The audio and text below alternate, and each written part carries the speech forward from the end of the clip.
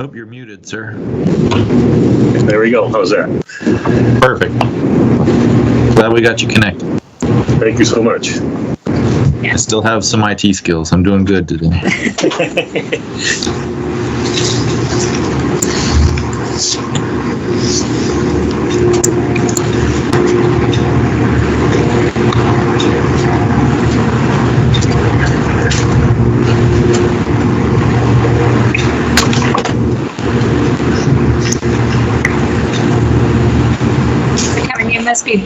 in transition somewhere.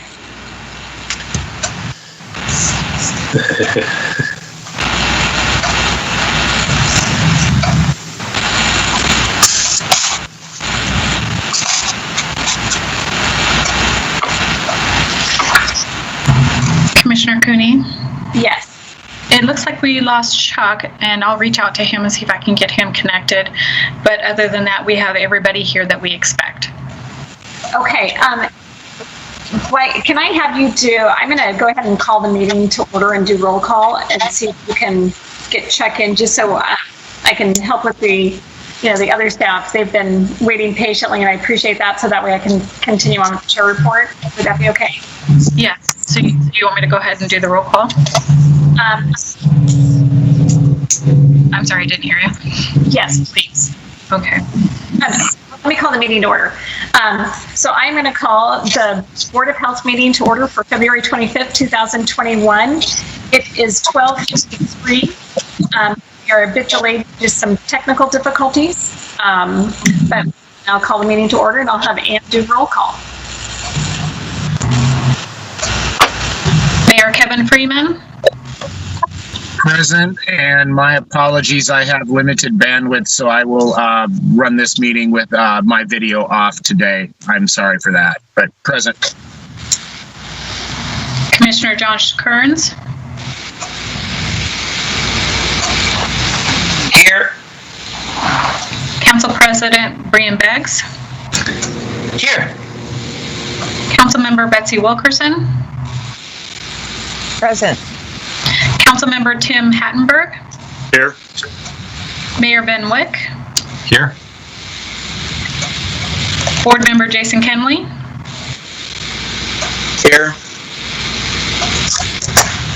I have been told that Commissioner Al French, Councilmember Karen Stratton, and Board Member Andrea Frosted would not be present at today's meeting, and I will try to connect Chuck right now. Okay, thank you very much. So next on the agenda is the chair report, and something we wanted to start to do a little bit differently is recognize, kind of different moments of appreciation and staff that, throughout the quarter. So I think we'll look at doing this quarterly, but first I would like to recognize our outgoing board member, Linda Thompson. So Linda, it is honestly with much appreciation, we would like to thank you for your 3 years of service to the Board of Health. Linda's been a strong advocate for health equity and the work of the Policy and Education Committee. Linda's day job is Executive Director of Greater Spokane Substance Abuse Council. So while she'll no longer be serving on the board, she is still continuing to serve our community in so many ways. So I just wanted to say thank you very much. Appreciate you being here for these last few years, and you've done so much more because you helped us, during the search and all those things. So, Oh my goodness. Thank you. And if you would like to say something, you're welcome to. I just was honored to serve. I loved the work of this board, and I will continue to be supportive and just so appreciative of what you do. It's a hard job, especially during these last year now, how hard it's been, and appreciate everybody just bringing their authentic self and giving the best they could to the board and this community. So thank you. It's been an honor. Great. Well, thank you again, and we truly do appreciate all your service and your continued service to our community. So thank you. And with that, then I'm going to also welcome Tim Hattenberg, council member from Spokane Valley, who will be replacing Linda on the Board of Health. And this is his first meeting to join us as a full board member. So, so welcome to Tim. I'm going to go ahead and leave now, but I did want to say, I have to let you all know to start out, Tim and I went to high school together, and we actually sat one person apart in homeroom because it was Linda Hatcher and Tim Hattenberg. Frank Hattenberg sat between us. Tim is going to be a great addition to this board. Good luck, my friend. And I'm going to let you go now. Bye. Bye. Thank you, Linda. That's great. And if I remember right, you guys were Central Valley grads, just like I am. So Go Bears. Go Bears. Thank you. So next up on the agenda is staff appreciation. So staff appreciation and recognition is an important part of team building and helps the health district be more successful. Each quarter, the Board of Health Administrator asks staff, managers, and executive leadership team to identify staff working throughout the building to recognize at the quarterly staff forum. Some of the staff accomplishments on behalf of the health district and committee were given to me as board chair so we can publicly recognize them for their important work. And all of them will be receiving a certificate within the next week. So first up is Ann Pitznagel. So you are appreciated. So Ann is Executive Secretary for the Board of Health, as you can see with her work helping us today.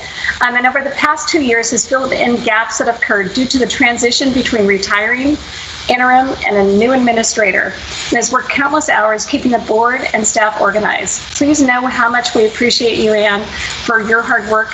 Much of it is behind the scenes, just like today, but we couldn't do it without you and all the work that you put in. And so it's really our pleasure to recognize you and thank you for all that you do for the community, the health district, and the board. Next, I have Kim Krieber. So Kim received honorable mention in the Community Maker recognition from the Spokane Review a few weeks ago and has worked tirelessly throughout the response, leading care coordinators that provide food, services, and information to residents in our community who must isolate or quarantine due to COVID. Kim brings positivity and support to the team every day. She goes above and beyond to track down resources for families or find solutions to barriers. Kim was one of the team leaders who helped with care coordination at the health district prior to transferring care coordination over to Better Health Together. The Washington Department of Health has noted that the care coordination provided here in Spokane is exceptional, and that's partly due to Kim. So thank you, Kim, for all the hard work that you do. Next up, we have a Platinum Award for 2020 and 2019 for Jill Barrett. The Health District participates in Commute Smart Northwest, which helps reduce the carbon footprint here in our county. Spokane Regional Health District has won back-to-back Platinum Awards for encouraging and incentivizing commute programs. Jill Barrett is the coordinator of this program. She works to make sure that the staff know all about the different commuting options that are available and ensures that Spokane Regional Health District does all of their activities and points recorded for this important program. Thank you to Jill for all your hard work. This is actually great for the health district and for our community. And really appreciate getting the award 2 years in a row. So continue up the good work and thank you very much. Next, we have Demetra White from Treatment Services. So with all the focus that COVID-19 has placed on the health district activities, it's important to note that essential services beyond the COVID-19 response have still been happening at the health district. Demetra White is an administrative assistant in treatment services. She's always maintained an obvious dedication to the program and district. Providing treatment services during a pandemic has called for significant flexibility and changes to keep people safe and compliant in receiving their treatment. Demetra has played an important role in ensuring that clients and staff can pivot to new procedures and processes and is always willing to participate and help anywhere in any way she can. Thank you, Demetra, for all that you do for treatment services and for our community. And hopefully we're going to be at a point where we get to do these awards in person at some point. Next is safety and support. So finally, we would like to recognize Will Hansen for his program role as an HIV case manager and the added roles he took on during the COVID response, especially as the health district safety officer. At the start of the stay-home order, Will and his team created a virtual case management system to ensure the ability to continue to safely connect with our clientele during this pandemic. In addition to his program role, Will agreed to fill the safety officer position. In this role, Will distributed most up-to-date COVID safety information to staff, ensured safe working environments both at the health district and at various community sites like the isolation facilities. On top of all the previous mentioned duties, he also volunteered to assist with COVID testing in the shelters. He's a true advocate for our most vulnerable population. We truly appreciate your work, Will. Thank you very much. And then I have one last group. So this is our vaccine task force. So the vaccine task force has been leading the way in getting doses of COVID-19 vaccine out to the community. These ladies, Kayla Myers, Audra Marshall, Carrie Lidbeck, Jackie Post, Kara Lewis, Summer Rose, Summer Warfield, Kim Krieber, Helene Dewey, and Cindy Thompson have worked tirelessly. None of this would be possible without the work of this vaccine team to get the vaccines out. Thank you all so much, and I want to then actually highlight what this team has done and the community impact of the vaccine dosing. So we appreciate all your efforts and all your work. So Spokane Regional Health District has filled an immunization gap in the community in our long-term care facilities, schools, and marginalized community members, including incarcerated individuals, those living homeless, and historically underrepresented ethnic and cultural groups. Since January 1, the Health District immunization clinics have put 9,196 doses into the community. You can see the breakout there, and I can tell you, as commissioners, and I think other electeds in the community, we have gotten letters when there were gaps. And as soon as we identified those and brought those to the attention of the health district, these ladies worked tirelessly to get those long-term care facilities vaccinated and to get other areas vaccinated. So I just want to say thank you very much for all the work that you're doing to keep our community safe and to help us with the pandemic.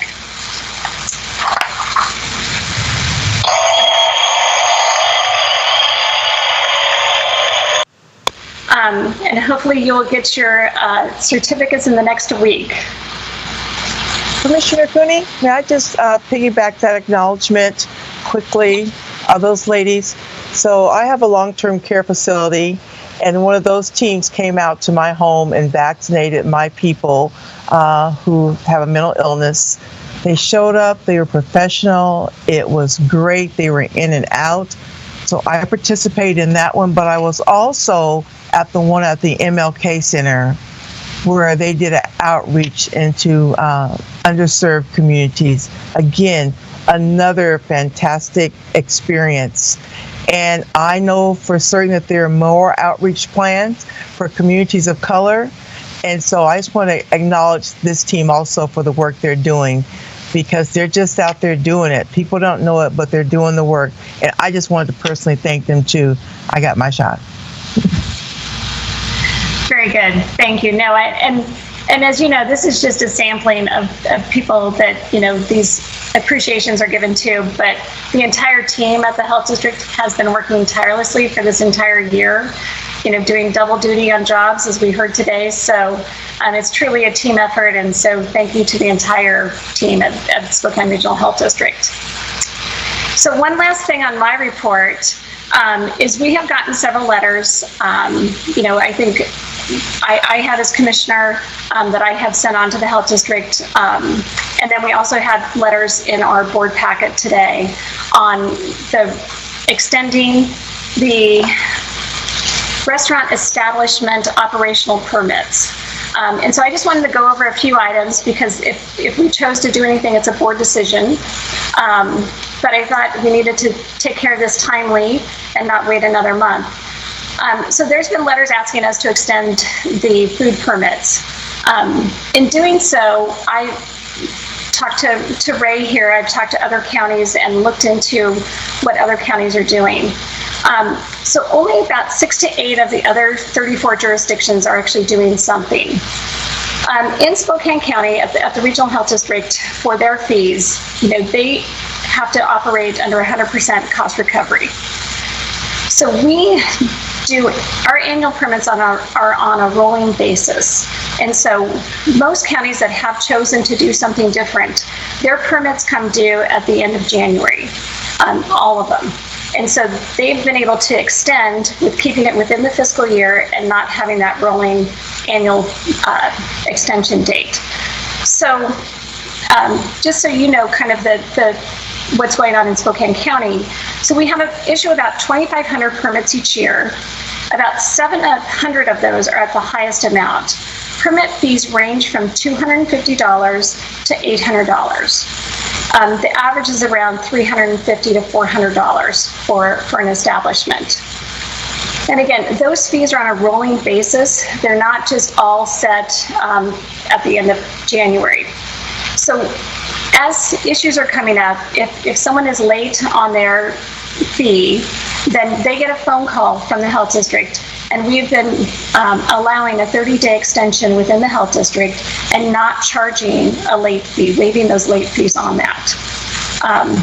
So I just wanted to bring that up because I think for us to try to do an extension would be problematic accounting-wise. And I think we're already doing that 30-day extension if need be and waiving the late fees. I know some of the other counties are not waiving late fees. They're giving an extension but not waiving those late fees. So, again, across the 34 jurisdictions that are issued food permits, only 6 to 8 are doing something, and we are one of those with allowing for that 30-day extension. So I wanted to bring this to the board so we could discuss it to see if there's any thoughts of making a change. And so I'm just going to open it up to questions. You may, I don't know if we need to do the raised hand. I can't see everybody, so bear with me. But if anyone else has any other comments. Betsy? Councilwoman Wilkerson, sorry. Yeah, friends. So my question is, the 30 days is automatic. Do they get the call first? At the end of the 30 days, if this business is still struggling, we'll be able, on an individual basis, will we be able to offer anything else going forward so that maybe that 30 days is not just a hard cutoff? I think there's talk with Amelia and Ray. If somebody really needed a further extension, that they could come and talk to them. It would certainly just be on a case-by-case basis, not on an automatic basis. Yeah, and we actually, one of the things we do, and Ray's on here if he would like to chime in, but similar to what Commissioner Cuny was saying, we actually call out to the restaurant owners versus just letting it drop. So that we're at least trying to establish contact to let them, know or to see what's going on. And then when we can establish that contact, if the restaurant owner shares with us that there's a financial hardship or other issue, then that's when we can start working with them. But we actually proactively call, as opposed to some counties which they just, let it drop and then add on the late fee, and we don't do that. Yeah, Amelia, I'd like to add to that. For establishments that have notified us that they are not currently operating, we are not asking for application or payment at this time. So at the time that they do get ready to open, all we're asking them to do is please submit their application, and then they'll need to pay their fee. But again, we're granting that 30-day extension on the fee prior to opening. So we're working with those also. Dr. Kinley, just a second, Kevin, Dr. Kinley, and then you. What is the late fee? Is it based on the initial business license fee? Ray, would you like to address that? Yeah, no, it is a set fee. Let me look it up here real quick. It's $110, so it's not based on their permit. It's a set fee, and that's across all EPH programs, not just the food program. Is that fee get multiplied? So if you're 2 months late, it's $110 per month, or is it a one-time $110 fee? It's a one-time fee. If an establishment continued to operate beyond the 30-day time frame, typically what we would be looking at doing, unless we work something out, is issuing a closure notice. The Washington Administrative Code requires that the application be submitted and that payment be made prior to approval of operation. So again, we would be working on a case-by-case basis to deal with those. Thank you. Mayor Freeman? So, in reading the letter from the Washington Hospitality Association, it really appears that what this group is asking for is not deferment of the fees or allowing folks to pay later. It looks as if what WHA is asking for is for the health district to continue to certify and provide the inspection services for operation, but not charge for the fee, not charge for the service at this time. So they're looking for the service so that they can maintain operation, but they are looking for us to just waive the fee. What I would say is that if we as a board decide we want to do this as an economic support measure, we need to take a motion on it, because as Mary said earlier, we have designated that that the restaurant licensing is one area where we have full cost recovery for our services. The second is that I would also ask if we would identify at least a revenue source within the district where this money might come from, because we still have to make that up. And I don't know if this is something that we have ability or capacity to use COVID relief dollars for. If we have that money available within the COVID relief monies, or if it is something where we would actually have to look at making a board recommendation or a board resolution to pay this from the general fund if this is so desired. I don't think we can simply go, well, let's just waive the late fees or let's just let them slide. It looks as if WHA really wants us to continue to provide this service and not charge those restaurants for that service, which if we decide as a board that's what we want to do, that's great. We just need to identify where that money is going to come from to make up that, to pay for that service. So thank you. And that is correct. I will interject. One of the things I meant to talk about as I talked through this was that fees have not been increased. They've stayed very consistent. There's been a little changes over the last 10 years. So there hasn't been fee increases, and like I said, there's been minor ones within the last 10 years. Spokane County, because Spokane County is the one who provides the funding for the general fund of the regional health district. So with our grants, unlike other communities, the other 34 jurisdictions, so we did $10,000 in August in the Open Together grant to restaurants, and we fully funded all the restaurants that applied for those grants that were eligible. And then in December, we did the hospitality relief grants of $20,000. So again, we did 100%. Anyone that applied that met the qualifications received $20,000 from Spokane County. We've also done 3 PPE distributions for businesses in our community.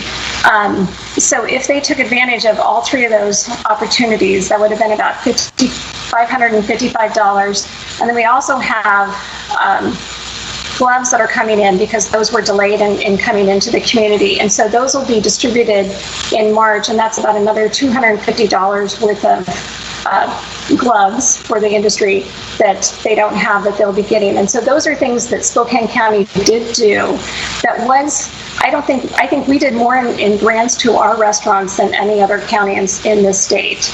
And then there was also additional funding grants through Commerce that they could apply for, and through the cities.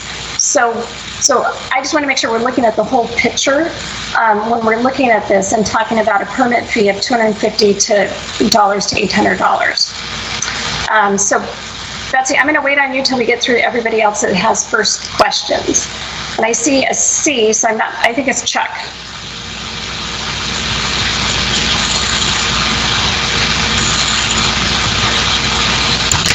Chuck, you're on mute. I think he's off. No. Chuck, can you unmute yourself?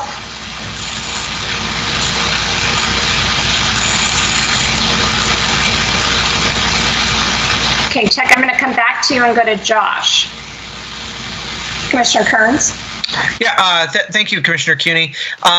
So the way I had read the letters, and I received a variety of them from a couple different restaurant owners, but I guess the way I was seeing it is the permits are good for 12 months. That they're saying that they're there for a 1 year period, and that they're and when they're talking about the waiving of the 6 months, I was looking at that as they were asking that 12-month permit become an 18-month permit.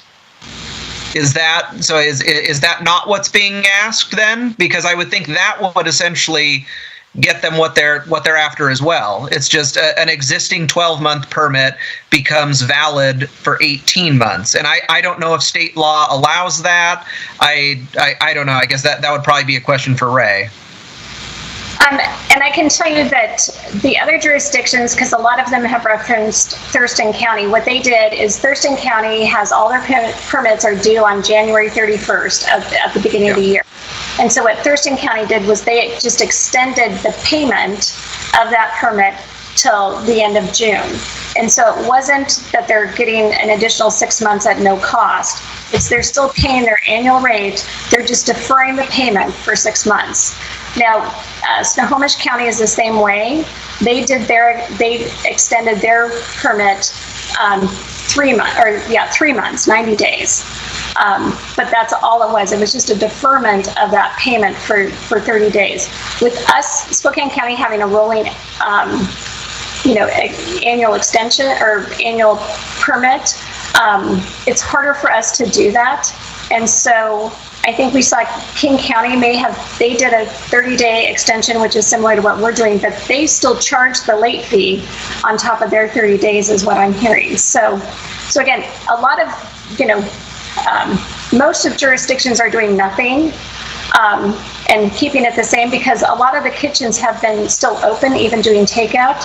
And it is the responsibility of the health district and us as board members to be providing and ensuring that those kitchens are safe for people getting food from.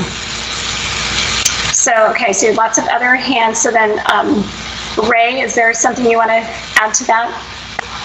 Yeah, so just a couple clarifications. So in King County, they extended the payment out. They're not charging the late fee unless that payment is not made at the end of the 60 days.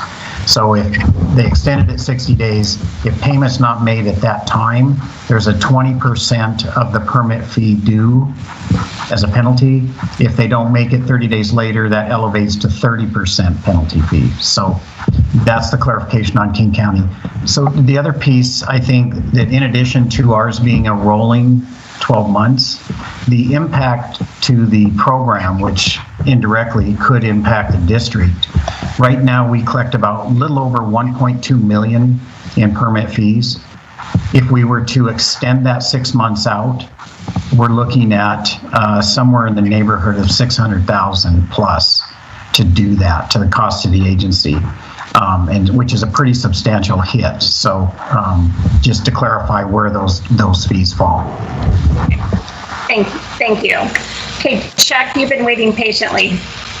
Well, my only concern is that if we don't come up with some kind of a solution, if some of these restaurants are on the brink of bankruptcy now, is this going to cause them to go in bankruptcy, or are we putting some kind of a obstacle in front of them so they can't be successful? And as I listen, it sounds like that, Ray, if you say we're going to lose $600,000, I don't think that we will lose $600,000. It just may be delayed somewhat down the road, I think we need to take into consideration of what we're doing, because the $600 isn't going to break the health district, but it may break some of those restaurant owners. And I think this is a time when we need to do everything we can to help them. That's all. Thank you. Okay, so I'm going to go back back to Betsy, because she was the first one who raised her hand earlier. Well, thank you. And Ray, that was my question. I had not heard a dollar figure of what we would be addressing if we suspended these fees going forward, and where it would come from.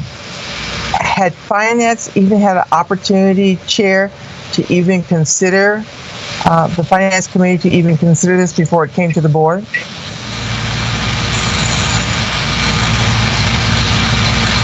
No, I think I was just getting these reports. I had a couple last week, and then we had these that came in today. So that's why I wanted to make sure we addressed it here. So the Finance Committee has not looked at this. Mayor Wick. Yeah, that's my concern too. I think we had this come up before, and when the pandemic first started, kind of talking about this from the Hospitality Association, but I'm not sure where the $600,000 would come from. I don't know that we've kind of spent all of our COVID relief dollars we've gotten as a city, and I think our county has expired their funds as well now. So I just don't know where this, I'm empathetic to our restaurant owners and want to try and find ways to help them. I know we did business grants as well instead of doing something like this, but maybe this is something we could reconsider if we get some more COVID relief. I know there's different rumors coming from the federal government for what could be coming, but at this point, I don't know where we'd come up with the $600,000. That's my concern. Thank you. Okay, I'm going to go to Tim Hattenberg.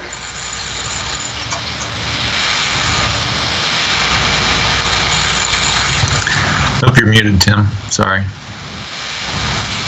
There we go. I got it unmuted.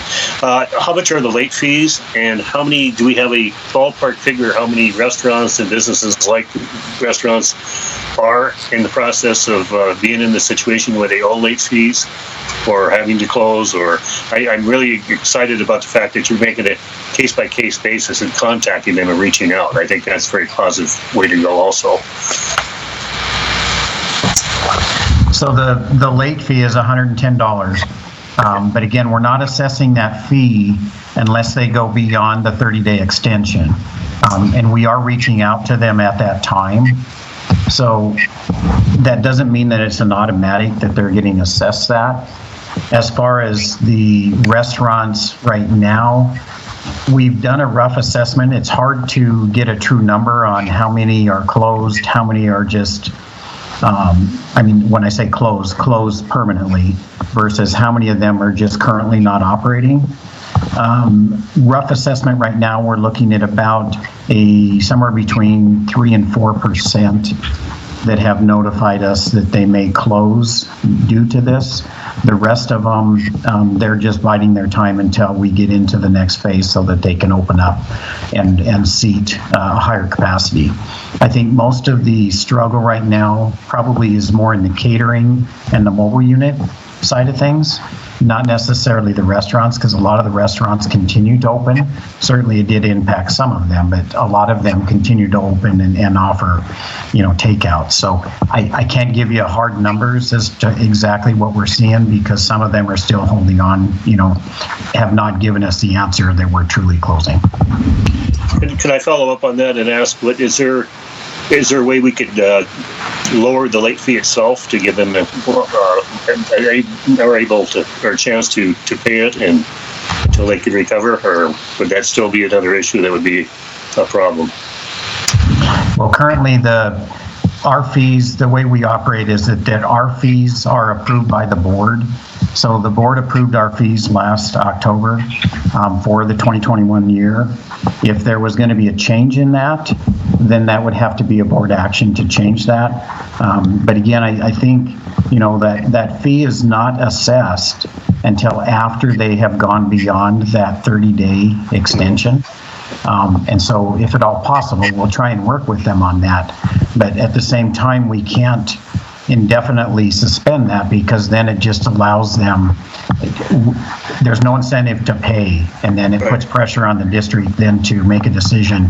Do we suspend their permit because of non-payment, which is a requirement of the WAC? So So that's not a district policy. That is a requirement in the WAC, the Washington Administrative Code, which requires that they be in good standing with their permit and their payment. Thank you. Okay, then I have Commissioner Kearns, Dr. Kinley, and Chuck. Commissioner Kearns. Ray, would there be any cost savings realized if the service is not being performed? You know, we're not collecting the fee for the service, but you're not actually providing the service. Would there be any type of savings realized there, as far as personnel or labor costs go? Well, we are actually performing the duties. So under the Washington Administrative Code, we are required to inspect the facilities, and we have been inspecting the facilities since last year. We only had a couple months that we were not actively out there inspecting them. We were still providing illness investigation, consultations, plan reviews, all of that. That never ceased. But we have been doing full-blown inspections in the facilities since last summer. So we are performing that duty. Okay. Dr. Kinley? I'd be interested in figuring out a way to extend payment for their fees and or late fees out to 90 days. I think if some of these businesses come back online, they're not going to realize the increased cost for materials. As the business owner here, the same medical gloves that I'm using that some of the offices or the restaurants are using have gone up 2.5 to 3 times the price in the last couple of months alone. So if they haven't been operating and now we're going to take you, let's say it's $600 or whatever their fee is, their material costs may have gone up, 1.5 to 2 times what it was before they had to shut down. So I just have some current concerns that as they try to get back up and rolling, that $100 may not seem like a lot on a late fee, but if that's 2 boxes of gloves or some kind of masking material that was half the cost previously, that's where my concern comes in if we don't figure out a way to extend it. Not charge it, just allow extra time. Are there any other comments?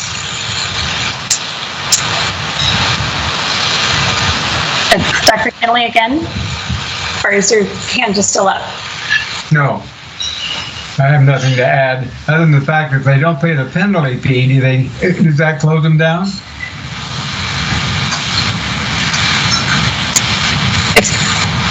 So if they don't pay the penalty, Ray, can you answer that?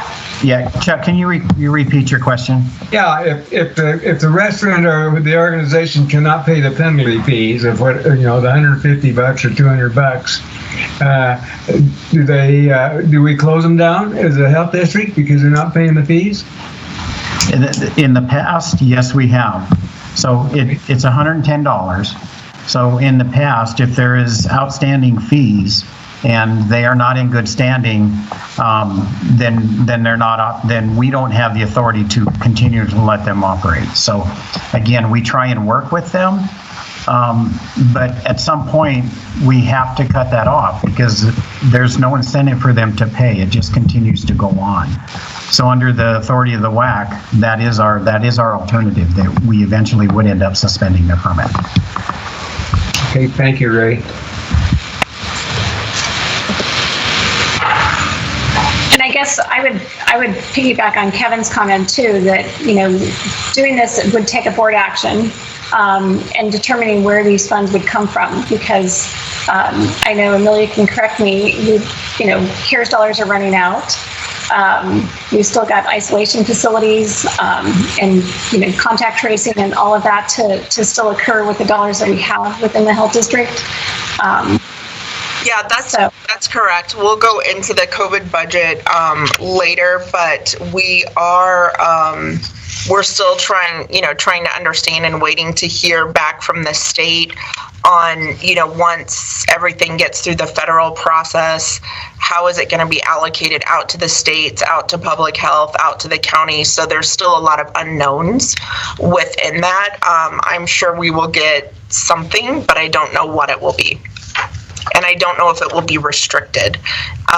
Some of the funds that we received last year were to specific COVID activities like contact tracing or boxing in the virus, so there's just a lot of unknowns for planning. Okay. Ray, I see your hand up again. Yeah, so just to give some insight also, I did just check with the food program. So right now, we have approximately 100 establishments out of the 2,500 facilities that currently are somewhat in limbo. So they're not currently operating, or they've made the decision to hold tight and they have not renewed their permit. So we're not talking a very large number here. I mean, again, I understand the impact on the restaurants, but in relative to the number of permits that we have, it's a pretty small number right now. And Ray, how many people have asked for the 30-day extension? That I don't know.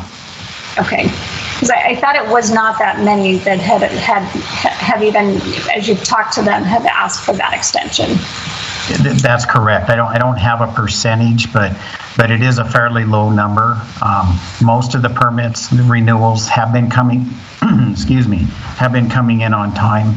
So we're not having to make that many calls and individuals that are asking for an extension.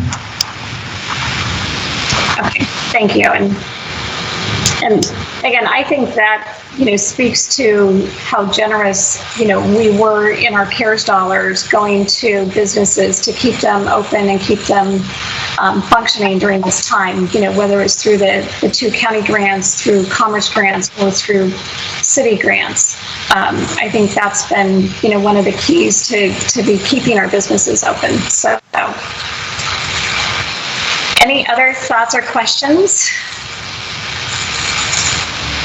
So then I guess at this point does someone want to, is there a thought that we'd like to have a motion to change it, or we would just like to keep it the same and have the 30-day extension there available, and if need be on a case-by-case basis to have a business work with Ray and Amelia to extend that?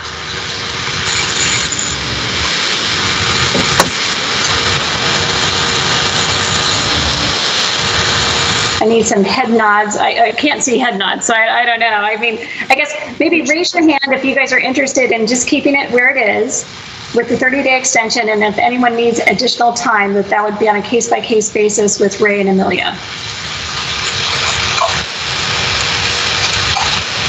Yes. Okay. Yeah. I can't tell the ones below, so I don't know if someone else sees more of the screen. How many are against doing that and would actually like to make a motion to make a change in the fees and figure out funding and all of that? I guess that would be my next question. Mm-hmm.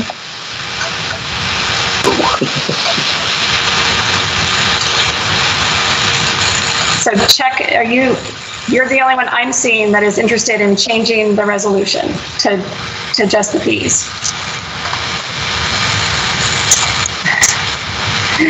I can't. You're on mute, so I can't hear you.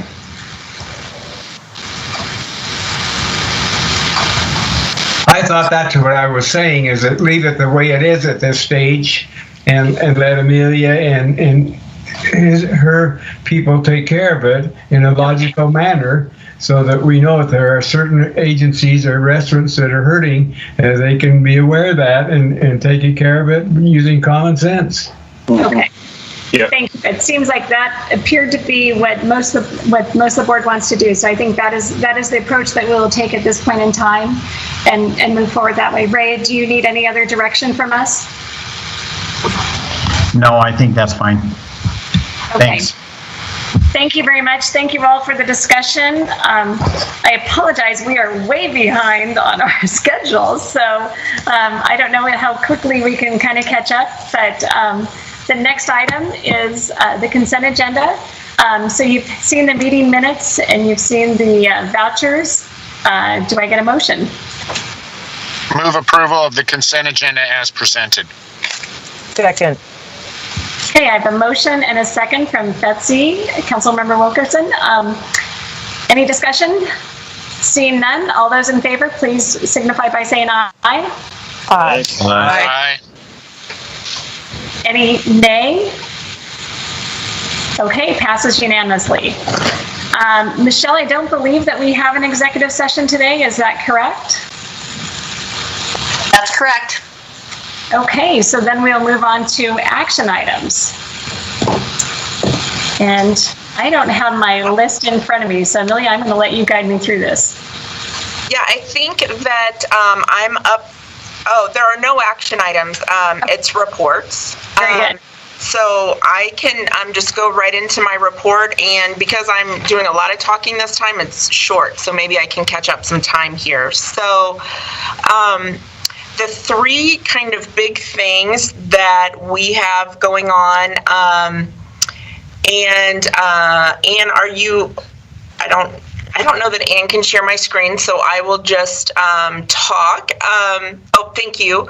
So wanted to just report out on Dr. Shaw's visit here. He did a great job meeting with staff. I put some pictures in there.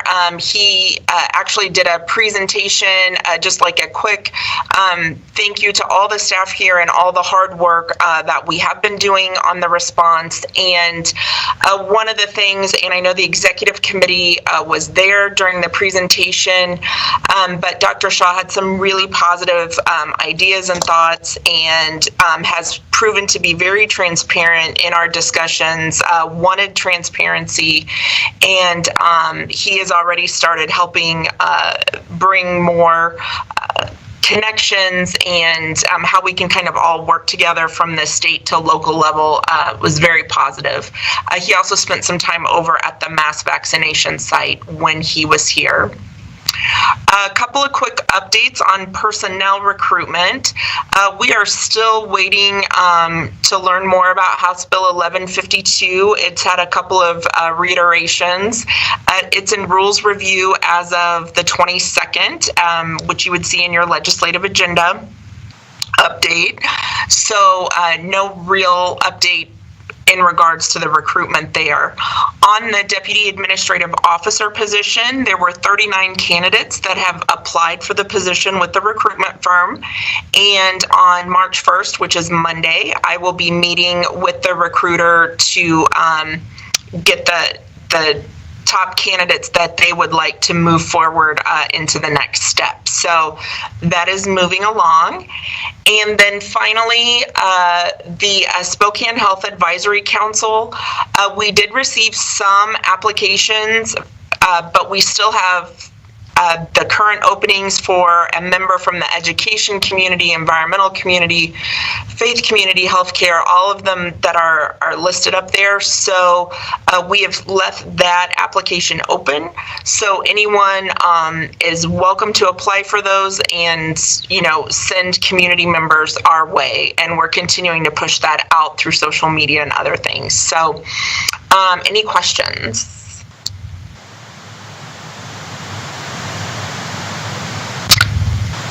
Okay, so I covered health officer recruitment in my report, and then Lindia is out of the office, and so Tiffany Turner is here to give a COVID-19 response report. Tiffany. Hi, good afternoon.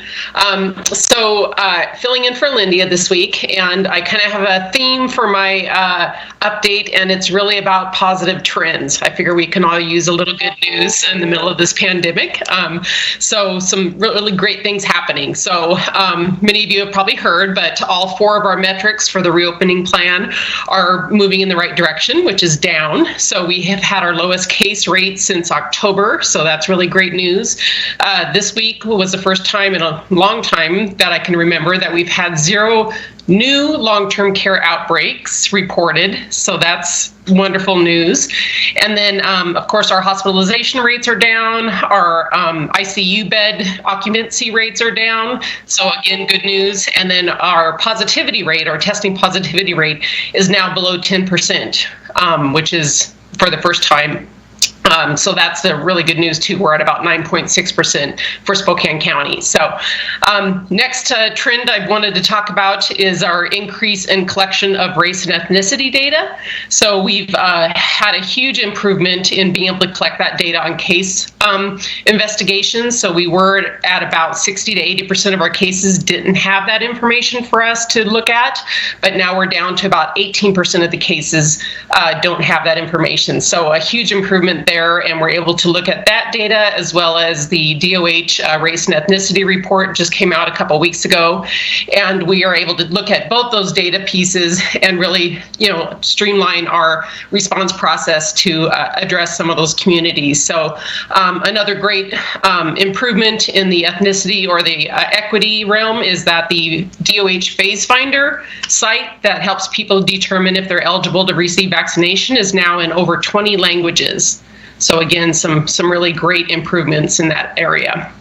Another great positive trend is vaccine allocations that are coming into our community. So we've seen the federal qualified health centers are now receiving very large allocations of doses coming in. So CHAZ in our community has a bunch of doses, and they are setting up community clinics.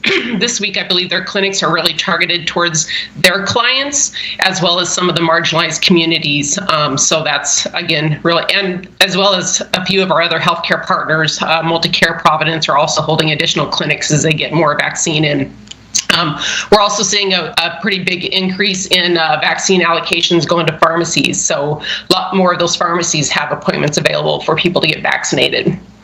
And then many of you have probably heard, but our vaccination administration rates are really going up as vaccine is more available. So in Washington State, have administered over 1.4 million doses to our residents of our state. Spokane County has administered over 100,000 doses, and then Spokane Regional Health District, with many of our community partners, have administered almost 10,000 doses, as was mentioned earlier. And again, really focusing on those high-risk populations. Another great success is we finished up our long-term care facilities last week. So we just have a couple that are trickled in that have decided to go ahead and move forward with vaccinations that they were kind of waiting to see what happens. So we're going to wrap those up in the next week or two or grab those last couple. And then our priority right now is our second doses. So we have a number of second dose clinics scheduled to make sure we're completing that series. And then, of course, outreach to those marginalized communities and focusing right now on some of those low-income senior housing complexes, as well as looking at strategies to address homebound and how we can get vaccination out to those that are able to get out and get access to those other sites. And then also looking at how we can reach out to some of those lower service communities, like some of the more rural areas of our county. So just a couple of really great things happening there as well.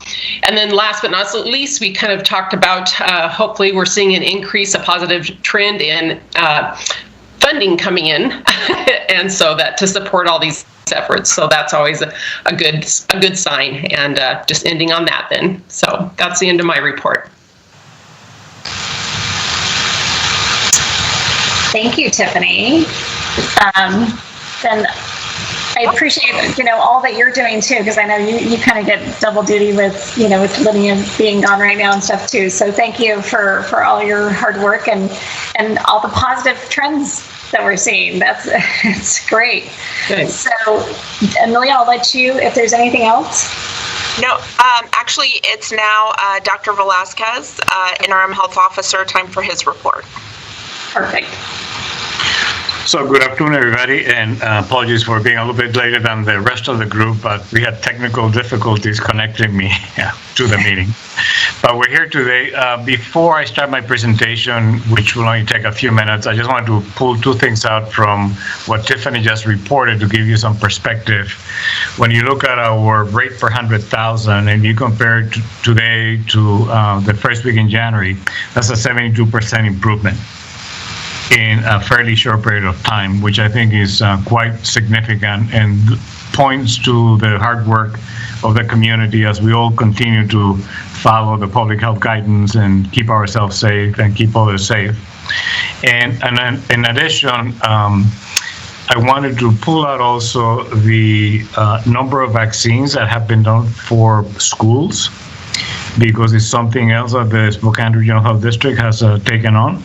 And over the last few weeks, we've administered 1,697 doses to those that qualify under the current phase at schools, and we'll continue doing that.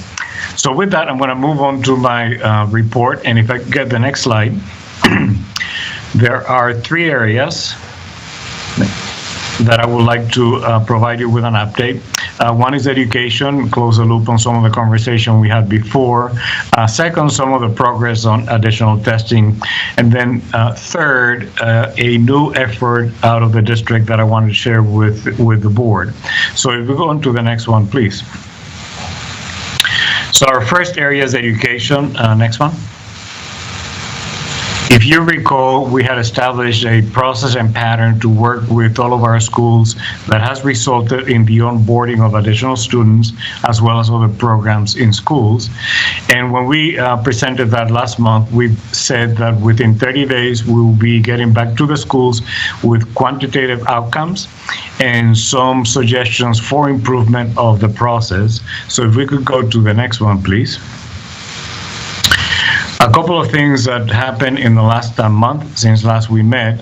First of all, we continued our office hours, which we started 3 times a week and more recently decreased to 2 at the request of the participants. We've done a number of training sessions, and those training sessions are also on our website, focusing on the key areas that we need the schools to be very proficient at, such as contact tracing, the data analysis and tracking, and some of the important aspects of athletics, which we are introducing back in schools, as well as music. So part of the process has been to develop a better communication planning program, which has resulted in a number of not only routine conversations, but we also now have some automated reminders for the key components of the metrics that we need to analyze every week to stay current with the schools. Because if you recall, there are a number of metrics that are due back to the Regional Health District every Friday, which we report back to the schools no later than the following Tuesday. And if you think about the number of schools we have, is a lot of work, but the team is keeping up with it and is one of the key components to keep us moving forward. Next one, please. So in addition to what I just shared, and I'm going to perhaps guide you to tools and guidance posted, because one of the areas that we were focused on is what types of additional information are important for us to have on the website to make it easier for schools to continue doing what they're doing. So as you can see on the right-hand side, on January the 11th, we have released the performance criteria, but subsequent to that, we released the data entry template. So we standardize that process for all schools, so it's all the same, as well as the contact tracing forms. We provided very specific guidance, particularly what special education and other areas where you have students that are not able to wear masks. And I'm going to get back to that when we talk about testing in a second. And then provided additional guidance, which is what is allowing many of the students to get back to school all the way up to the higher grades. Now, one of the areas that we spend a lot of time with is the last bullet on the left-hand side, which is working with the COVID response teams that are part of the requirement for schools to continue moving forward. Next one, please. So we did survey our consumers and customers on the school side, and it was mainly to address A, what are we doing well, B, what can we do differently or better, and C, is what we're doing having the impact that is intended. And I'm not going to go through every single number here, but there's a couple of things that I want to pull out that I think are very, very important. So as an example, if you, I'm admitting Commissioner Kearns, if you look on some of the 90+% ranking of all of this, one that is very important to us is the data reports that need to be submitted each week. And we spent a lot of time talking about that. And I can tell you that that is an important subject because you can't really know where you are unless you have the data and analyze it to come out with the measurements that are important. And I'll give you 2 examples. When we look and compare the first week in January the 4th through the 10th, versus February the 15th to February the 21st, when we look at potentially infectious either staff or students in school, we've seen a 47% improvement, meaning we're being able to keep those that are potentially infectious away from the school. In addition to that, we have seen the possible transmissions in school improve about 30% from December to now. So obviously, all of these things are having the intended impact, which is to provide a safe environment to bring back the students to the schools. If you look at the bottom metric, now they know exactly how to get a hold of our education team members, and we do spend a lot of time with our schools. And I want to point that out because we're a little bit different than many of the other school districts around the state, in which we have a very close relationship in a daily contact with our schools. So we know exactly where they are at all points in time. Next one, please. So when you look at challenges, from most challenging, which is red, to least challenging, or those that are neutral, it is not surprising that contact tracing continues to be a slightly difficult activity, because it's very difficult to do, particularly since the vast majority of cases that we have seen in schools have come from the community into the school, not in school transmission. So doing the contact tracing there, which is a skill and a science, is something that is a little bit of difficulty still for our teams in the schools, and we continue training them on that. One of the areas that was a little bit surprising was the parent compliance with the requirements, such as wearing masks, etc. So we're going to work on that a little bit more. But a couple of areas were very rewarding. One, for example, having the adequate staffing for your COVID response teams. And if you recall, that was one of the requirements in January that we set forth for the schools to be able to meet, and goes to the second one, which is support for administration. We do want to thank our school administrators because they're being very supportive and really scaling up the COVID-19 response teams as more students comes on board. And that's very important for us to keep those students safe. Staff is compliant, students are very compliant, and I think everything else is moving right along in this particular scenario. Next one, please. So there are a few things that we're going to improve. We're going to change the hours of the office hours. That seemed to be a little bit of an issue. We are going to update our information more frequently. We are going to continue with our over-communicate. And what I mean by that, as an example, whenever we release information electronically, we use 3 different venues. So there's an overlap, so we don't miss anyone. So some people may get the information twice, and we much rather get it twice than they don't get it at all. So there's a few other things that we're going to work on, which are details more than anything else, but I'm here to say that we're very pleased with the progress that we've made and that the schools have made.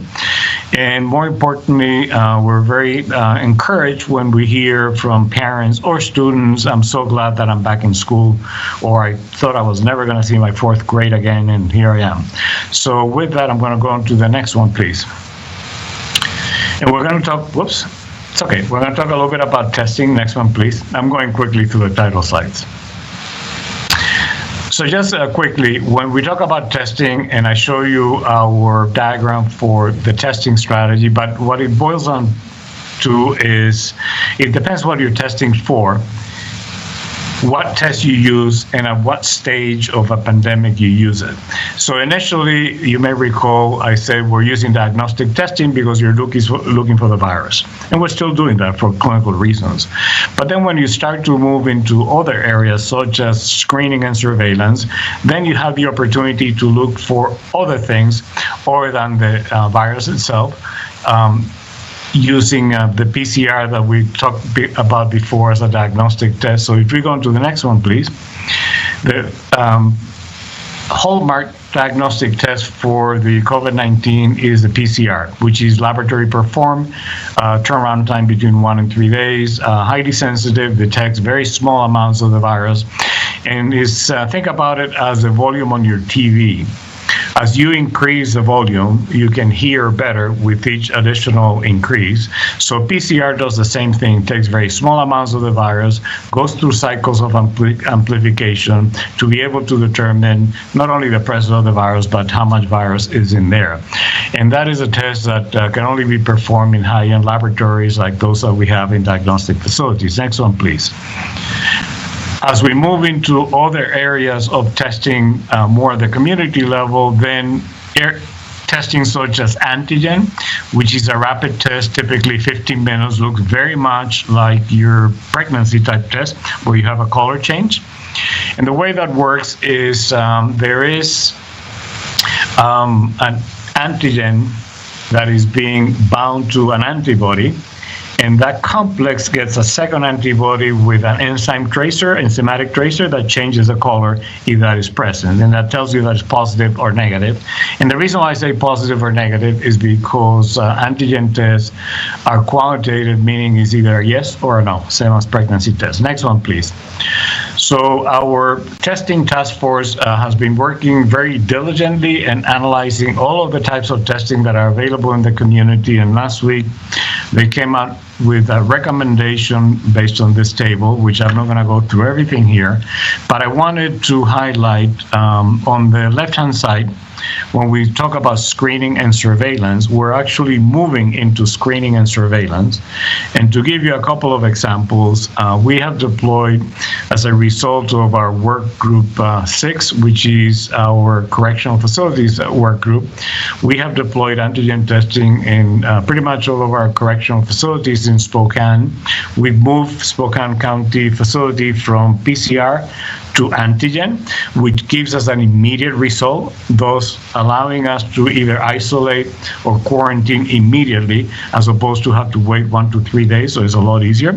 We're doing antigen testing for staff, inmates that have work schedules, particularly on the service side of the facility, juvenile detention centers, as well as all inmates that are going to be transferred get antigen tested before they get transferred. So that prevents us from transmitting virus to another facility. And this is all the result of this work group, as well as the public health measurements that have been instituted by the Spokane Regional Health District. In addition to that, our testing task force is releasing 3 pilot projects. One is starting next week in schools, where we're going to provide antigen testing for high-risk teachers and staff, particularly those in special education, as well as music and sports. And there's a second pilot, which will probably start the week after that, from our work group number 8, which is our equity work group, which is going to deploy, more than likely in partnership with Range Health, the WSU mobile unit, a rapid testing around food banks and other areas where people come so that are high risk that don't have access to testing. There are at least 3 other pilots that I will be talking about probably the next time, but I wanted to give you some idea of the progress of this group in just about 4 to 5 weeks. Next one, please. So with that, I am going to move to our latest effort, which is the events and venues work group. I'm going to stop here for a second and explain that if I can.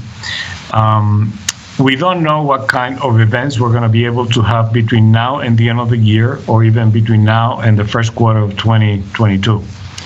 But it is important that at least we are all at the table and have a conversation. And our goal has been to move from an episodic to a strategic planning process as we look at any activity where we're talking about schools, testing, or events. And second, that we become very proactive. Try to anticipate what can happen 6 months from now without having a crystal ball, and I'm not projecting a crystal ball perspective right now, but it's important for us to know. If we go to the next slide, please.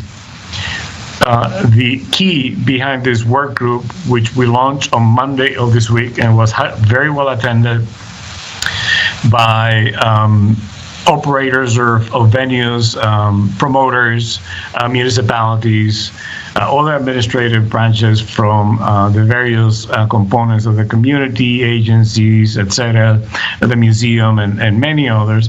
And the goal is to really get everybody to a table, get a line of sight for what are all of the events and all of the venues that could have events, and events could be really big or very small, it doesn't matter, between now and the end of the year. Make sure that we're providing the guidance that will be needed to think through what we could do at the appropriate time, be the conduit back to the governor's business unit to make sure we're in constant communication, providing that information, and then make sure that we have plans in place for when we're allowed to do certain activities. So the first step of this particular group, which started on Monday, is to really get a map of all venues and all activities between now and December 31st, 2021. So we're off and running, and it's already moving fairly fast. We do have probably 25% of all of the significant events that are identified between now and the first quarter of 2022 right on the table. The goal here is for us to work in tandem and for us to facilitate the work of all of these venues and operators to the extent that we can within the constraints of public health right now. So with that, I'm going to go to my next slide, which is questions. And I'll stop here and see if anybody has any questions. There's a lot more detail on the slides, but I know we're running short on time, so I wanted to just give you the highlights. Any questions for me? Dr. Kidney. Sorry. Thank you, Dr. Velasquez. In January, the WHO changed the PCR cycle count. That means the amplification of what we're looking for the DNA. And that's created some confusion in the community as to people thinking that that meant that the PCR test was no longer accurate or that we were getting amplified false positives, because that's just kind of what's been put out there. Can you clarify that for everybody, please?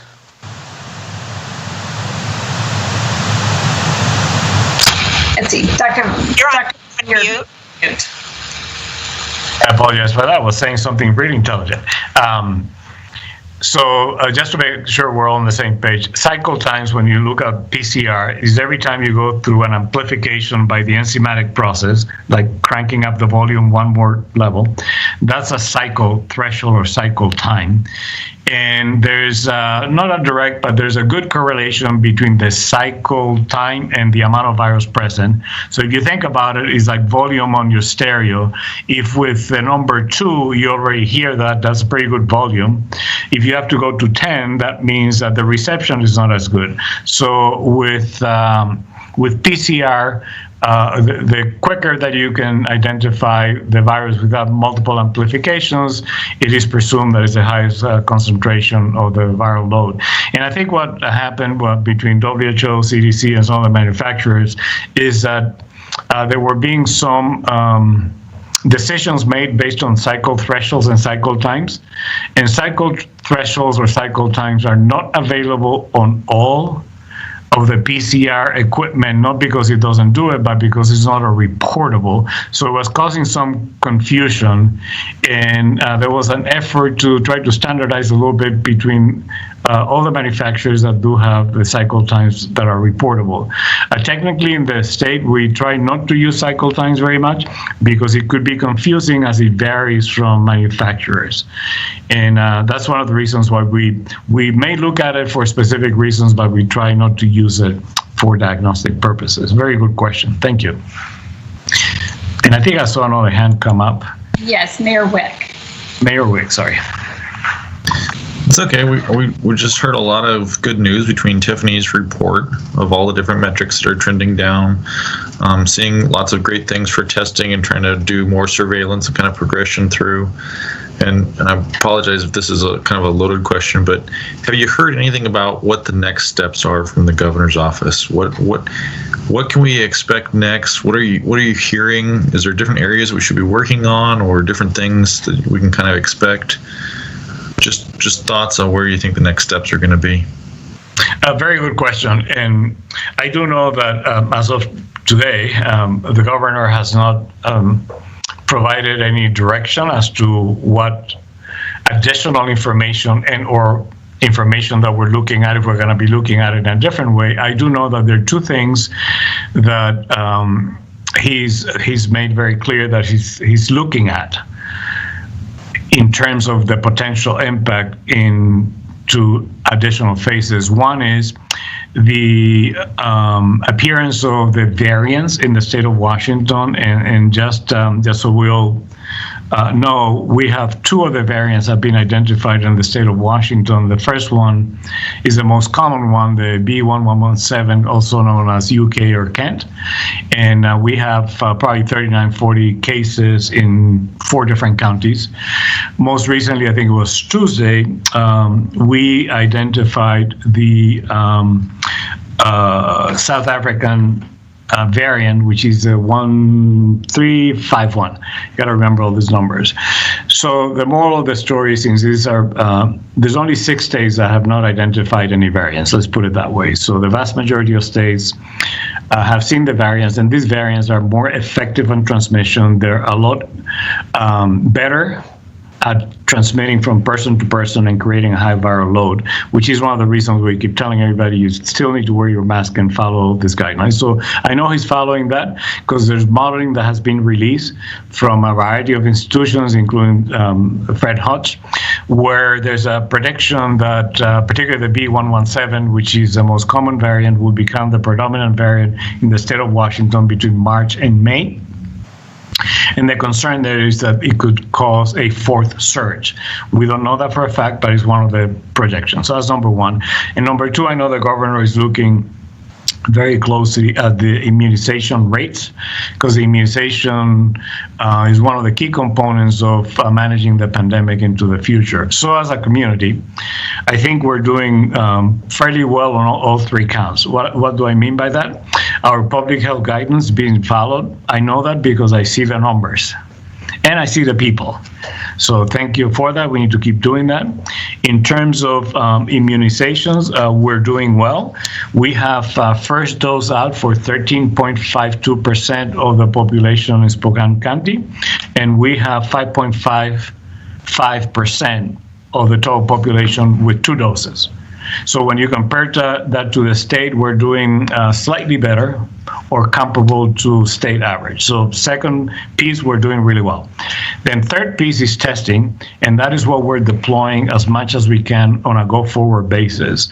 So we're doing all of that in anticipation that the variants will be here at some point in time.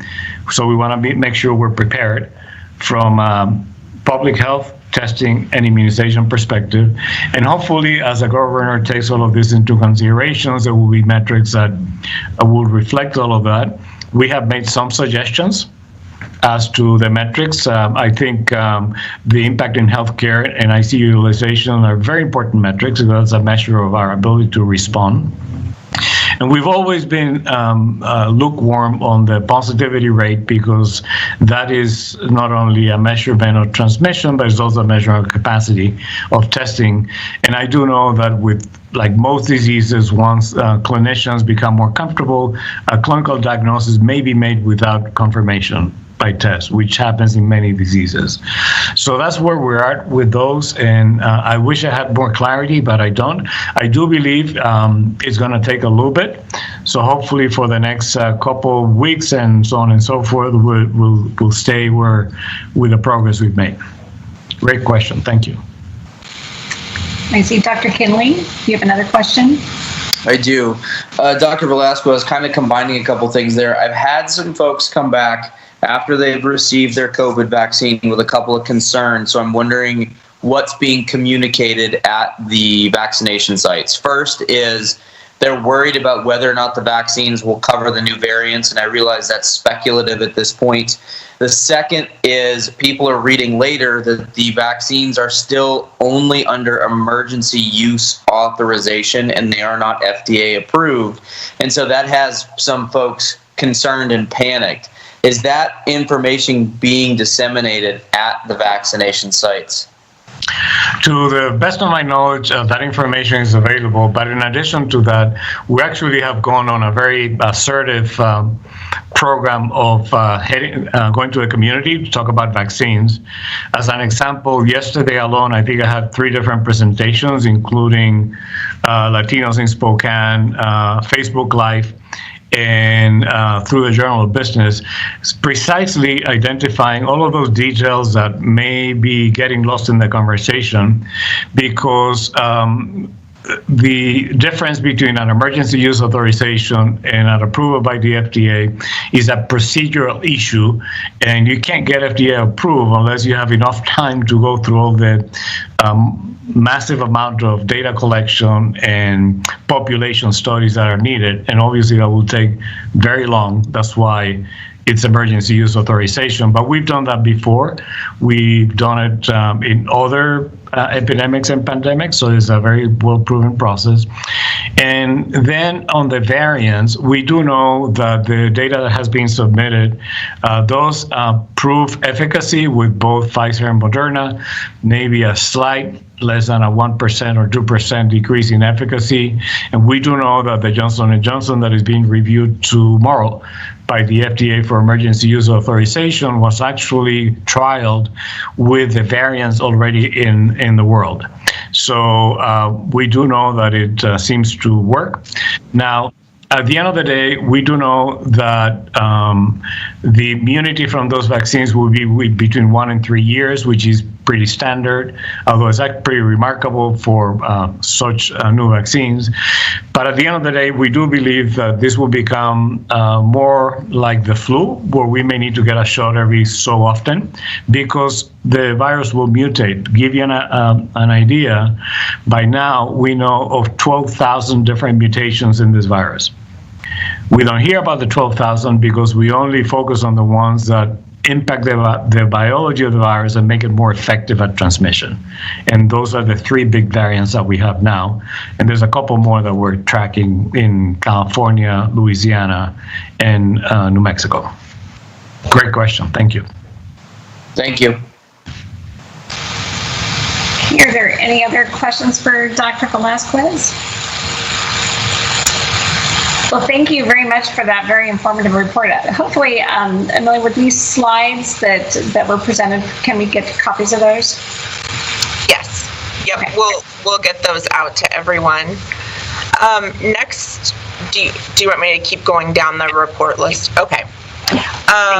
So we have the financial report, which the financials were provided to everyone in their packet, and these were also discussed at the Budget and Finance Committee last week.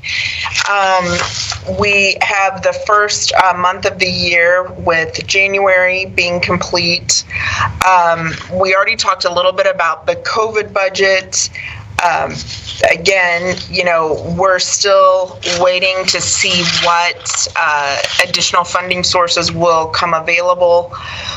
Last year, we did, as we're closing out 2020, did have some excess beyond the 20% that the board has asked us to keep in reserves. There are still a few outstanding items for 2020. But as discussed during the budget approval process, any of that excess would be applied to the COVID-19 response until we know more about what funding is coming available. So, any questions on financials?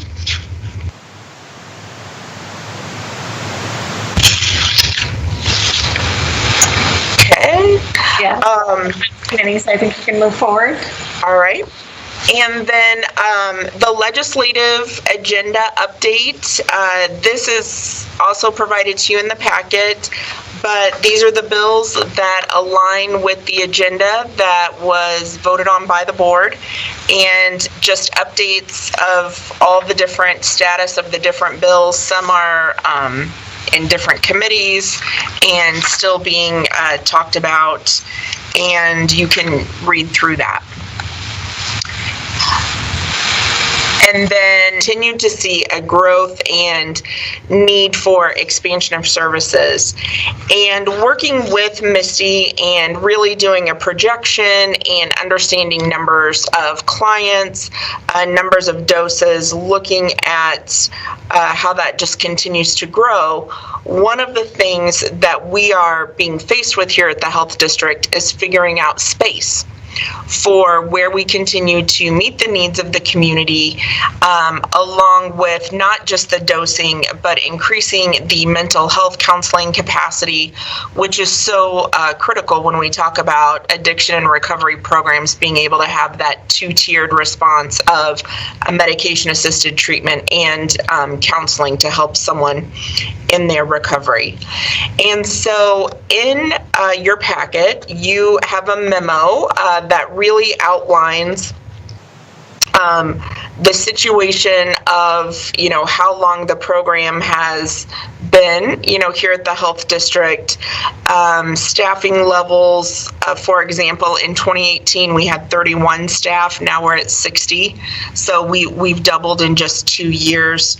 And then lots of data for you to really look at.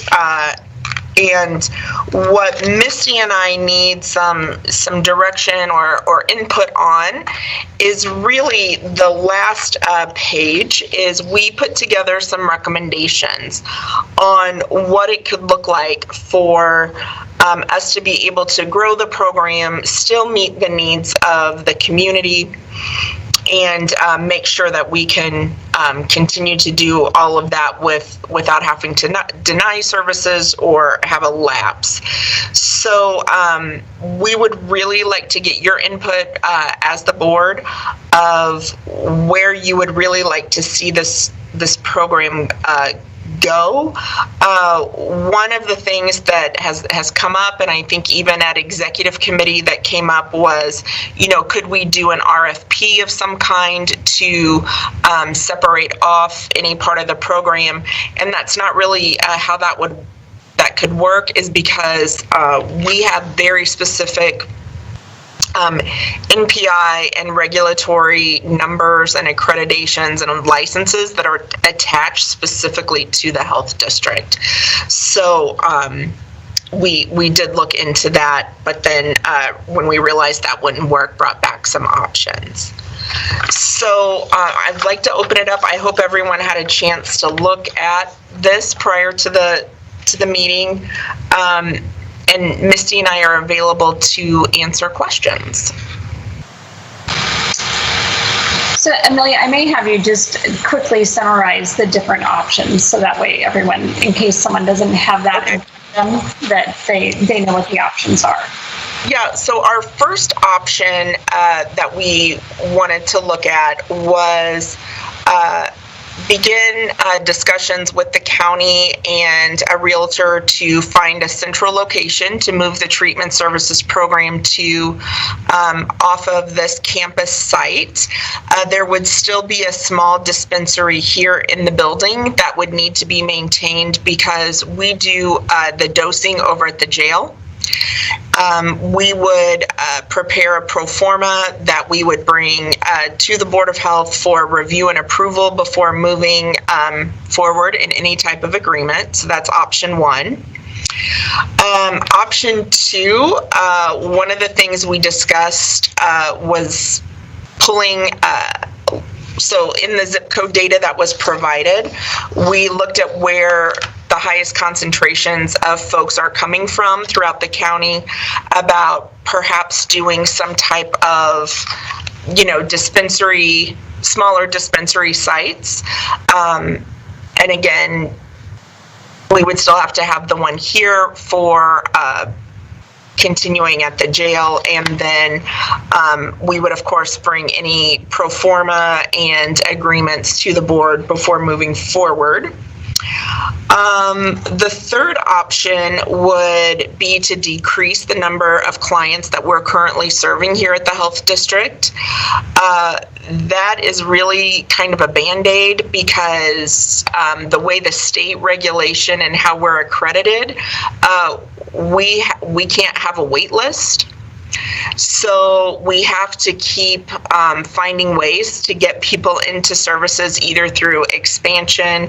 And so it's an option, but it's not an option. It's kind of one of those things where you're just really putting a Band-Aid on something and keeping it afloat as much as you could.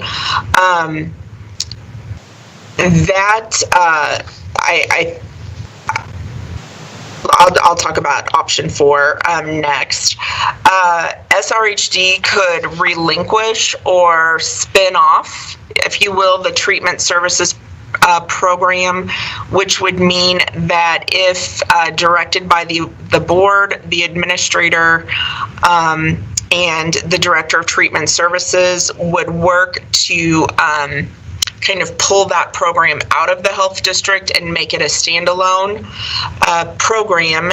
In that situation, the best case scenario is we're still probably looking at 2 years to develop and prep for a location, licensure, accreditation, contracting, facility, human resources, all of those different things that it would have to become an accredited, or not an accredited, but a 501c3. And then NAFCare, we would have to transition over to that new organization because we would not be able to continue providing that to the jail because we would no longer be a provider. And in the 5th scenario, SRHD would relinquish our licensure and just no longer continue to do the program. And, you know, there are obviously a lot of concerns that we would have from a continuity of care standpoint, and especially because we have only found in the community one other provider, and they're actually a for-profit provider, and have very limited ability to take on additional, you know, folks. So by spinning that off, I think that there would be a significant community need that would not be met by doing that. So those are the options, and I'm happy to add detail where I can, and Misty can as well. Yeah, no, thank you very much for that. I appreciate that.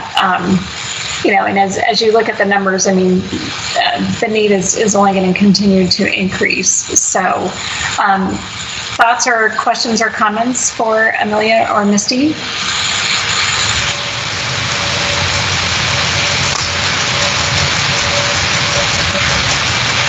Let's see, I see Brian's hands up first. Yeah, I'm just, option 1 and 2 seem to be the most promising if we're going to stay in the business. But I'm just wondering, is there a hybrid between that? Is there some reason why we can't keep not just a small operation at the current site, keep our main operation there and just do satellites? I didn't quite hear that as an option. Maybe that's kind of a hybrid of two. I kind of mentioned that, like looking at the zip codes and seeing where we were pulling clients from, and trying to do smaller sites. It would kind of be that pulling together of 1 and 2, because you would still have a site here at the health district for the jail. Yeah. But I guess my question is, could you have a large site instead of just for the jail? Could you have a place where, because it looked like you had about 3 different zip codes where you had quite a few people, and the other ones it was small. So this building could still be right. Yes, okay. That could happen.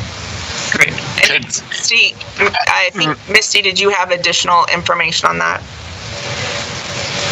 Yes, so in regards to that, it is absolutely a possibility that we can look into. However, the biggest barrier that we have encountered, not only through our program, but additional OTPs around the state, is that the patient follow-through diminishes significantly when they have to attend multiple appointments at multiple sites.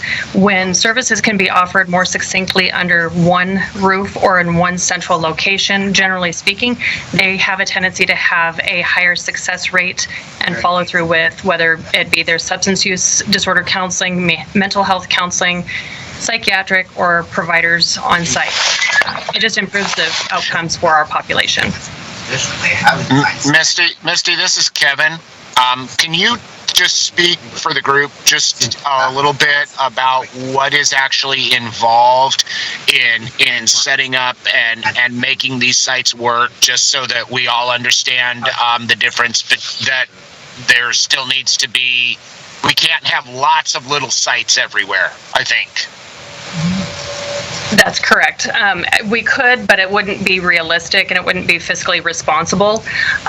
So in order to set up a site, the first thing that has to happen is once a location is tentatively identified, there has to be a community hearing where the staff here from Treatment Services would be able to address any community concerns and address those directly in a written response for the community. Beyond that, then it becomes an issue of setup and infrastructure, licensure, accreditation, certifications through all the multiple governing entities that we are run by. Once that happens, part of that process is also ensuring that each location has the dispensary units with the medication, which also entails additional safes for each location and DEA approvals.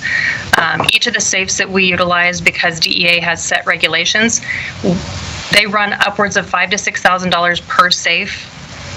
Then we also have to ensure all the contracts are amenable to the delivery of the medications and providing of services, because that also then requires additional contracting issues with the NPIs and billing and such of that nature.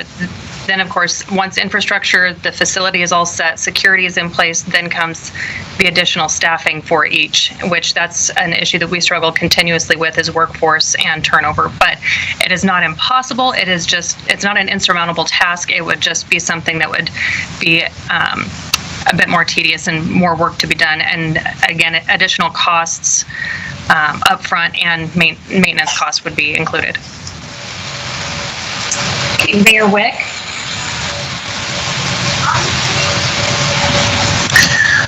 Yeah, I guess in my thoughts, I just kind of relate back to our strategic plan and try and figure out how the program kind of relates to where we want to go as an agency. I know that it's a big program and it is serving a need, but is this the direction we want to really dedicate a lot of our staff time and administration and moving the agency forward? So I guess I would kind of throw out there, as we look at this, as maybe our option number 4, we kind of hand it off to a different nonprofit to focus on this. It depends on the interlinks. It sounds like there's a little bit of synergy between the different programs here and this program, but just to really kind of think about that and where we really want to focus our energies as a district, and how it relates to the strategic plan for the department. That's my thought. Thank you. Dr. Kinley? Thanks. I'm curious, what is the definition of wait lists? What's the time frame that they actually allow for that? And are we currently running into that problem as we're set up now? And if we are, how are we handling that problem? So as far as what a waitlist consists of, as far as the state's concerned, anytime we have a list of individuals that are awaiting to get into services because we don't have the capacity staff-wise to allow them to be admitted into the services. So at one point we did have a wait list, which we were actually in front of the regulations coming, because we eliminated that as of November of 2019. And so what we're doing now is essentially we are working with all the individuals as they come in. We provide services that essentially are same day. Worst case scenario is next day services to do all the different components of an admission, which is their medical intake and physical, and the substance use disorder, biopsychosocial for the assessment, urinalysis collection, as well as familiarizing them with the program rules and regulations and expectations. So if I understand correctly, waitlist basically means if we can't service them within 24 hours, that's considered a waitlisted person.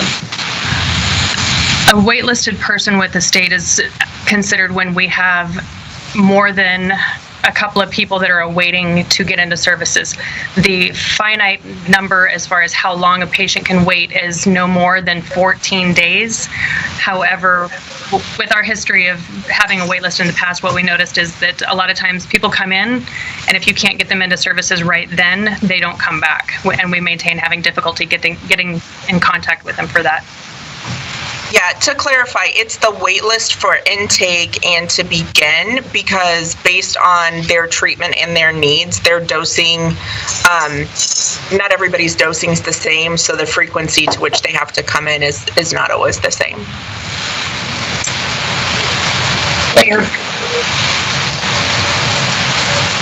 Mayor Freeman? Misty, how often in your back of the envelope, how often do you receive new clients? Do we get new clients on a daily basis? Is it a few a week? How are we bringing people into the program? Monday through Friday, we bring new admission individuals into the program, and they come in starting at 6 a.m. and have that process of the intake, physical, and so on. But it's Monday through Friday, minus holidays. But do you get somebody new every day? Does it go a long span of time? I mean, are we constantly having new patients come in? Yes, and we admit between 4 and 5 per day. 4 and 5 new patients per day? Yes. Here, but you do have a okay. On this call, so if you want to formulate a game plan with us, I think that would be the best way. Are there any other so that way, again, always at the neighborhood councils, and I don't know how you do it, Shane, Kyle, but when Jacoby, you're muted. You're muted. Sorry about that. I'm just thinking back to when I toured the treatment services several years ago. So I understand the costs of extra infrastructure and that. So that's kind of why I was leaning towards this two facility model. But rather than have the one at the health district be the small one, it seems like that would be the large one. We've already got it set up. We've already got continuity. And then we would rent or buy another one, perhaps in the valley, pretty far away, so that people could choose, and then, have full services at both that meets Misty's requirement of continuity. I'm resistant to really shrinking our current footprint to go rent space at a building we don't have. Right now we have a space in a building, it's just not big enough. So I'm looking more towards a satellite than a new headquarters, I guess. So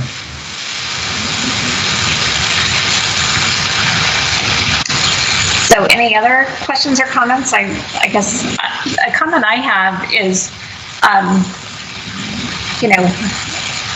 not knowing exactly, it's like I need to map the zip codes to see where those pinpoints really are, those high points are, and I didn't have a chance to do that before this meeting, so I apologize. But I think that's what I need to see too. I'm kind of thinking of a hybrid between 1 and 2,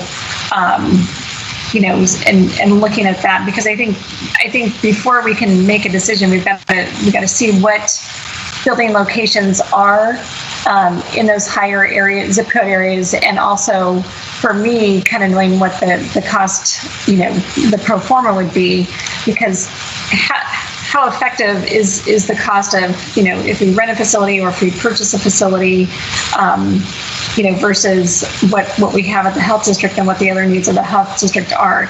I know, Emily, you've talked about that since we haven't been meeting in the building, that our current conference room has gotten taken over and is now part of treatment services on a temporary basis at this point in time. And so we do need to figure something out quickly, and I hate to put this off another month, but I think we need to have a little bit more financial information and really have mapped out those zip codes a little bit more to know where that need is. Yeah, so based on what I'm hearing, I think that what Misty and I could bring back in March is kind of a hybrid between 1 and 2, looking at the zip codes and seeing what, just what it could look like. I think as I shared with the executive committee, medication-assisted treatment programs are just a really, important topic, but they can also be volatile sometimes in the community space. And I felt that it was really important for Misty and I to bring all of this to the board before we started going out and having conversations, and so that you were all, in the know and aware of what we were looking at. Because, obviously, I think Misty and I think it is a program that we need to make sure we're serving, folks correctly through. But just wanted to make sure we had all of you educated on it and able to give us input so that we could keep moving forward. So, but I was just going to say, I think Misty and I could pull together something between 1 and 2 and bring it back in March if that's appropriate. Okay, and I see Councilwoman Wilkerson has a question. Betsy, you're muted. I like bringing back additional information. I don't want us to lose sight of what Mayor Wick said about our strategic plan and what that looks like as we continue to evolve. I think that's a serious discussion we have to have with ourselves and what the needs are in our community going forward. So it might be a parallel track that we're on going forward.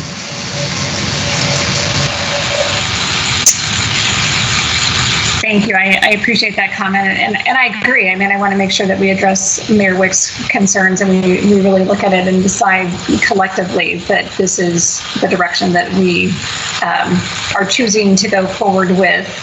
And so I think it can all be a discussion. I think we're going to need some more information on our, maybe a refresher on our strategic plan and how this fits into it or not would be the other point that we need to address.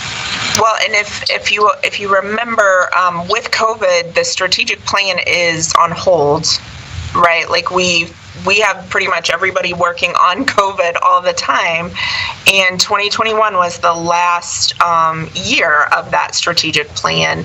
And even when we brought in folks to kind of reset and figure out, 6 months into the response, what does it look like within our strategic plan to keep moving forward, I think the health districts just spread too thin to really be able to figure that out until we get further past some of what's happening in the pandemic. Having some of the big pieces go to other organizations like care coordination does let us get back to some of our I keep saying regularly scheduled programming because it's like all COVID all the time. But, back to some of those like regular programs that the community is used to us being out there doing. So we're starting to see that slowly, but I think we do need to address the strategic plan, and we need to budget for that for 2022 so that we can continue to think about that. Can you just, email out the current strategic plan? Because I know there was one that we adopted just a couple of years ago before you came on board, Amelia. So if you could just email that out to us again, that would be great. And I think, Mayor Wick, I saw your hand up, but it's down now. Did you have another comment? No, I was just going to say that we passed one back in 2019. I know it ends in 2021, and COVID definitely has kind of taken over the strategic plan, but there were some core missions that we kind of tried to target. This is philosophically, these are the 3 most important that we tried to go for. And so just kind of relate it back to those top 3 at least to make sure we're not deviating too far. Thank you. So we are way beyond time. Council President Beggs. Yeah, since we're talking strategic plan, it wasn't really a plan. It was a very a one-pager, if I remember right. So I did just want to, since we have a new administrator, I think it would be great if the board would be involved early on in that, set the high level, and then send it to staff and operations to fill it out, because it was the opposite way last time. So I just wanted to throw out that request. Very good. Let me get there. Okay, Mayor Freeman. So regarding the strategic plan, it was about 6 to 7 years ago that we actually did do a full-on, high-level, low-level strategic plan, taking in full input from both the board and individuals within the district administration, crafting that back. It's a pretty involved process. So if that is something that we wish to do, or if we as a board wish to convene a roundtable and go from there, then I would suggest that the exec board discuss that at our next executive board meeting and determine a way forward to bring this to the board and then roll this out on a time that would work best for the district. Because that process lasted almost 5 to 6 months. So just from that standpoint. I would agree. I think this will be a good topic for us to bring up with the executive committee. I know with recruitment for a health officer looming, that takes a lot of time as well. That I think we've got other priorities with COVID. We're not through this pandemic yet. But it'll be good to just have it on our list as something to be aware of, that we'll be looking to the future for, hopefully when I'm not chair. So let me just throw that out there, Kevin. So anyway, but I think if we can just have the one that we have now, so we can all just be able to think about how treatment services fits into what it currently is. And that way if people have questions, and I would honestly say if you have questions once you get that, please send those in to myself or Amelia, and that way we can start looking at what those questions are and concerns, just so we can bring those back to the board. Thank you. Any other questions or comments? Okay, I think Amelia, you got your marching orders on that. Okay, so we are beyond time. If there is anyone that would like to do board check-in, we can do that. Raise your hand if there is. I'm seeing people shake their head no. Betsy, you did have a comment to start the meeting before we were recording, so if you would like to add. Oh, great. Thank you, Councilman Cooney, Commissioner Cooney. So we were talking about this weekend in Riverfront Park, in partnership with Numerica Credit Union, the Downtown Partnership, Spokane Parks, HBPA, Hispanic Business Professional Association, and Carl Maxey, in celebration of Cultural Days and Black History Month. There will be free gondola rides all day Saturday in Riverfront Park for anyone who wants to come down. There will also be scavenger hunts where you could win gift cards to local stores of color, and there will be Black art available for viewing and information about the history, Black history in Spokane. So it's a way of us starting to build our community and where everybody feels welcome. So please come down and join us. And the water's pretty good right now over the river, so it'll be a great ride. We look forward to seeing you down there. Betsy, do you know what time the rides start and when they end? The rides start at 11 a.m. and they go to 8 p.m. Very good. Thank you. Oh, I will tell you also that downtown, if you go through, I'm sorry guys, it's lit up in Pan-African colors. So at the Fox, red, black, green, and yellow. So it's a very cool experience this weekend in downtown Spokane. Thank you. Anyone else that has a board update? I'm not seeing anyone else. So then our next regularly scheduled board meeting for the Board of Health will be March 25th, 2021 at 12:30. I look forward to seeing you all there, and I will take a motion to adjourn. So moved. Do I have a second? I'll second. Okay, I've got a motion and a second. So This meeting is now officially adjourned. Thank you all. Thanks.